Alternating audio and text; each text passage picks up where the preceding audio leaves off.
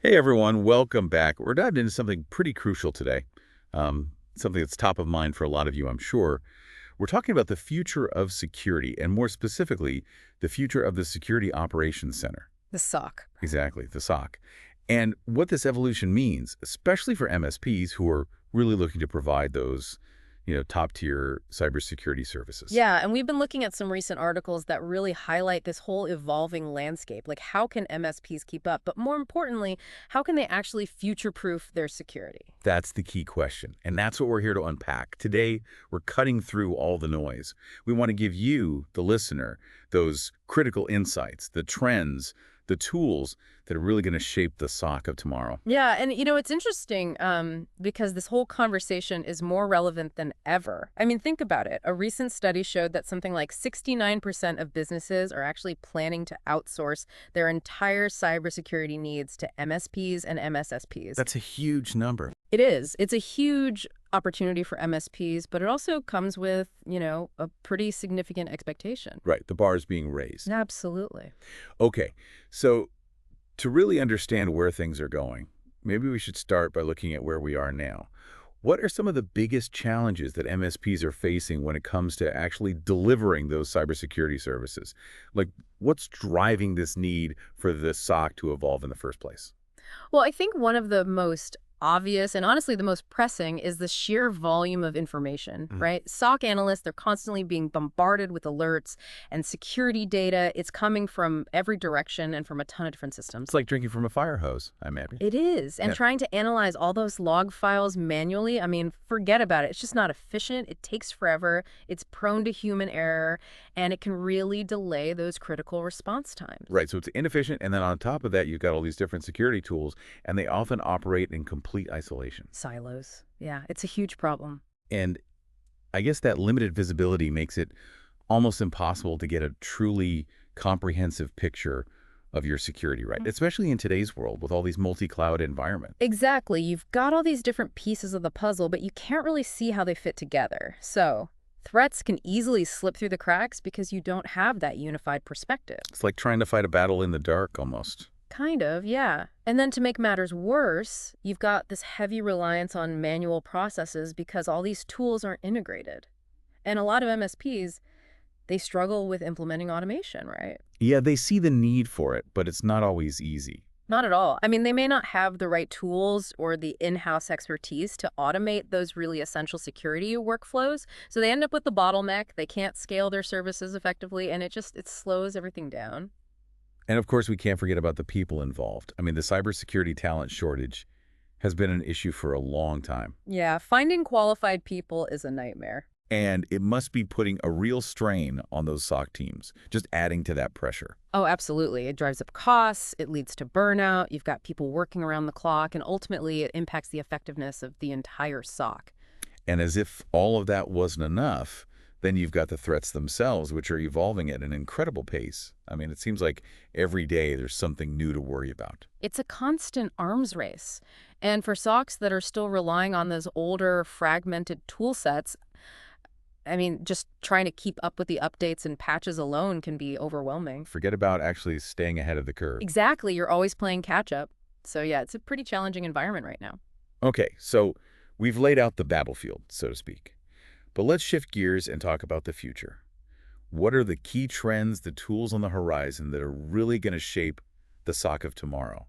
Like, what should MSPs be paying attention to? What should they be thinking about adopting to overcome all these hurdles we just talked about? So, one of the biggest changes, I think, is this move towards holistic SOC solutions.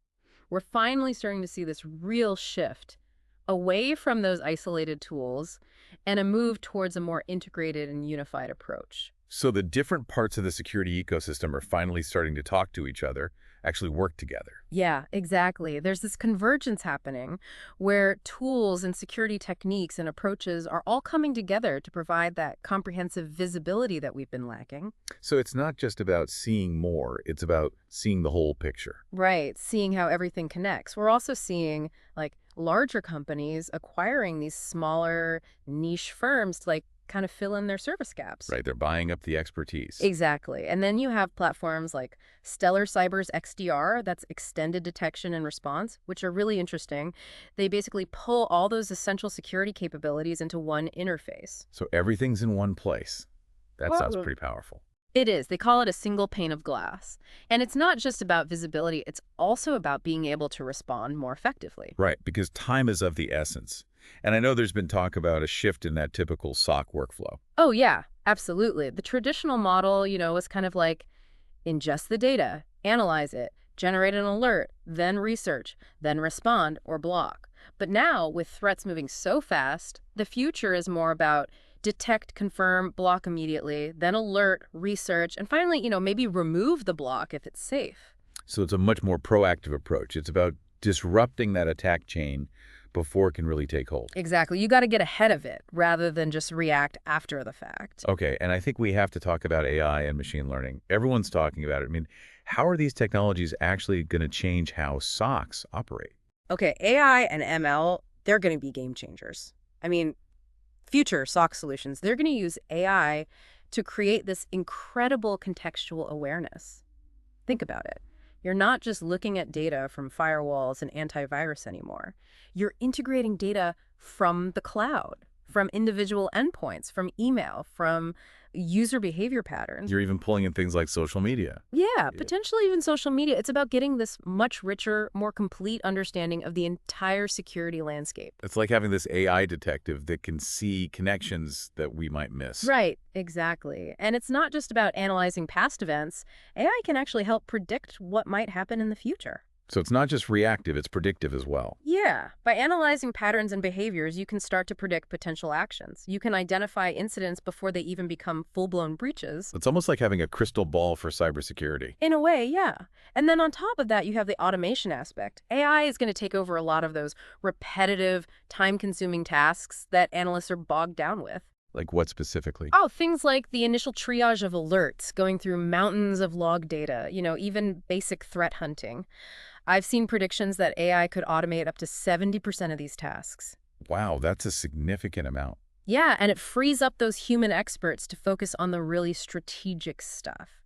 They can dive deep into the complex threats, investigate those weird anomalies, and, make those judgment calls that require human intuition. It's about using human intelligence where it's most effective, where it's really needed. Exactly. Yeah. And then there's this concept of cyber self-healing, which is really interesting. Yeah, what is that exactly? So it's basically the idea that systems can proactively maintain and secure themselves using AI, so they can automatically patch vulnerabilities, fix security flaws, even correct those little misconfigurations without needing a human to do it every time. So it's a much more resilient system, much less hands-on. Exactly. And it's not just about the technical side. AI can also help MSPs communicate the value of their services better. Okay, how so? Well, it can generate these really detailed, easy to understand reports on a client's security posture. So MSPs can actually show their clients, hey, look, we've mitigated these threats. We're keeping you safe. So it helps prove their worth, basically. Right, and it improves customer satisfaction. And then you've got generative AI, things like Microsoft Copilot, starting to enter the SOC environment. Yeah, that's a whole other level. It is, and it could really help address that talent shortage and the workload issue. Gen AI can automate a lot of those routine tasks, it can analyze complex logs much faster, and it can help cut down on those false positives. So less noise and more signal, which is what everyone wants. Exactly. And then we talked earlier about anomaly detection. AI is great at establishing that baseline of what normal activity looks like in an IT environment. Right, and then it flags anything that deviates from that baseline. Exactly. So it helps you detect those potential threats much faster than you could with manual analysis. Okay, so AI is a powerful tool. But you mentioned earlier that human expertise is still absolutely crucial. We're not talking about replacing humans entirely, are we? No, definitely not. AI is an amazing tool, but it's not a silver bullet. You still need skilled humans to monitor, to fine-tune, to retrain those AI models, because without that oversight, you run the risk of things like bias creeping in or the models getting overtrained on limited data. Or even worse, someone could deliberately manipulate the AI, right? Yeah, that's a possibility too. You have to be very careful. And then there's the issue of AI hallucinations, where it might generate completely incorrect outputs in certain situations. So it's about working with the AI, not just letting it run wild. Exactly. Security is just too complex to be fully automated. You need those human analysts to understand the bigger picture, to make those judgment calls, to weigh the risks. Because at the end of the day, it's about protecting a business, Right. and that requires human understanding. Absolutely. And then there's the fact that skilled analysts, they can spot those emerging attack patterns, those things that are too new for even the most sophisticated AI to recognize. Right, they can adapt to the evolving threat landscape. Yeah. And then they can feed that information back into the AI model so they're constantly improving. It's a symbiotic relationship, basically. Exactly. And for those MSPs that don't have the resources to build out their own SOC, there are SOC as a service solutions that combine AI and human expertise. Right. That's a great option for a lot of MSPs. It is. It gives them access to the cutting edge technology and the people they need without having to build it all themselves. Okay, so if an MSP is looking to future-proof their security tool set, what are some of the key things they should be thinking about based on everything we discussed? Okay, well, first, they should definitely be looking at generative AI tools, things like Microsoft Copilot. Right, that's a big one. Yeah, it can automate tasks, help orchestrate different platforms. Then you have cloud-native security tools, which are essential for anyone managing multi-cloud environments. That's pretty much everyone these days. Pretty much, yeah. And these tools can monitor continuously and adjust policies automatically based on the specific cloud environment. Then you've got threat intelligence platforms, which are key for aggregating threat data from various sources. So you're getting that outside perspective, that broader view of the threat landscape. Exactly. And then you can correlate that with your internal logs to proactively identify risks. And then there are the AI-powered SIM solutions, which are all about that real-time adaptive intelligence. Right, they're not just reacting to threats, they're actually anticipating them. Exactly. Then you have Open XDR platforms, which give you that unified view across all your different security tools, so you can see the whole picture, respond to incidents more effectively. It's all about that integrated approach. It is. And finally, you might want to consider deception technology, which uses things like decoys and fake assets to lure in attackers and gather intelligence. So you're turning the tables on them a bit. Exactly. You're being proactive, you're learning about their tactics. Okay, so that's a lot to take in. And for an MSP listening to this, it might seem a bit overwhelming. I mean, building all this from scratch, it's a huge undertaking. That's where the idea of SOC as a service becomes really appealing. Yeah, it's a game changer for a lot of MSPs. Because staying on top of all these SOC technologies, it requires a massive investment, both in terms of money and talent. And for a lot of MSPs, building it all in-house just isn't feasible. Exactly. So SOC as a service gives them access to all that advanced technology and the expertise they need without the massive upfront costs and the headache of recruiting and retaining specialized security staff. So it levels the playing field in a way. It does. Yeah. And there are different service models available, so MSPs can choose what works best for them. Right, it's not a one-size-fits-all solution. Definitely not. Some MSPs might want to completely outsource their security monitoring and response, while others might just need to augment their existing team. It's about finding the right fit. Exactly. Okay, so let's wrap things up. We've covered a lot of ground today. We've looked at the current challenges facing MSPs, things like information overload, siloed visibility, the need for automation, the talent shortage, and the constantly evolving threat landscape. And we've explored the key trends shaping the SOC of tomorrow, including those holistic solutions, the power of AI and machine learning, and the crucial role of human expertise. And we've discussed how SOC as a service can help MSPs navigate this complex landscape and deliver those truly effective cybersecurity services that their clients need. And it all comes down to, I think, this really crucial question. How do you strike that balance between leveraging technology and cultivating talent? Right, because you need both. You do. And as AI continues to advance, that balance is going to become even more important. Absolutely. It's a question that all MSPs are going to have to grapple with. And there's no easy answer. It's going to be an ongoing process of adaptation and learning. It always is. So this deep dive has been a starting point, but it's just the beginning. There's a lot to consider, a lot to explore. Yeah, the cybersecurity landscape is never going to stand still. That's for sure.